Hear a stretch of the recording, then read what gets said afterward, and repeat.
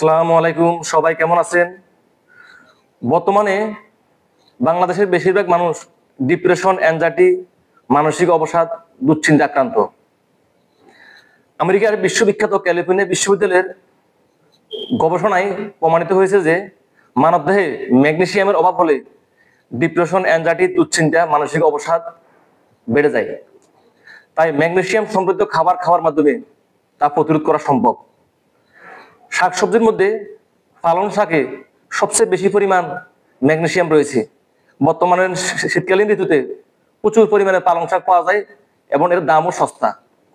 তাই আমরা পালং শাক বেশি বেশি খেতে পারি।